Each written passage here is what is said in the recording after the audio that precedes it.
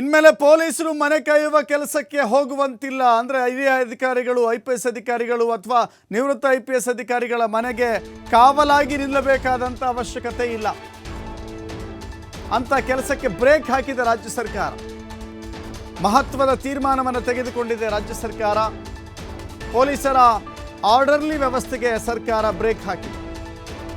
ಮಾಜಿ ಐಪಿಎಸ್ ಅಧಿಕಾರಿಗಳಿಗೆ ನೀಡಿದ್ದಂಥ ಅಥವಾ ನಿವೃತ್ತ ಐಪಿಎಸ್ ಅಧಿಕಾರಿಗಳಿಗೆ ನೀಡಿದ್ದಂಥ ಸೇವೆ ವಾಪಸ್ ಪಡೆದುಕೊಳ್ಳಲಾಗಿದೆ.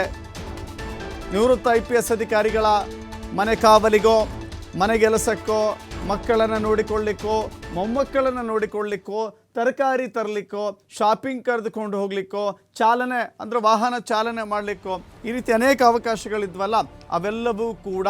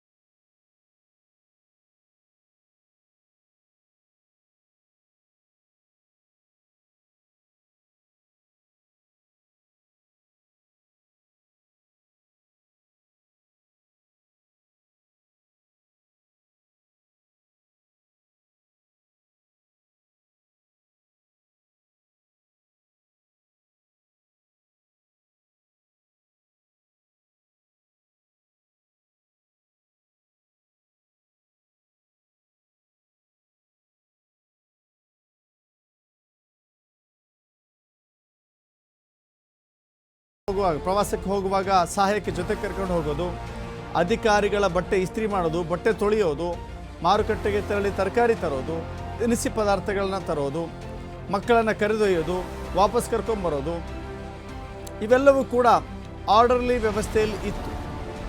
ಅಡುಗೆ ಮಾಡೋದು, ಊಟ ಬಡಿಸೋದು, ಯಾರು ಗೆಸ್ಟ್ಗಳು ಬಂದರೆ ಎಣ್ಣೆನೂ ಹಾಕೋದು.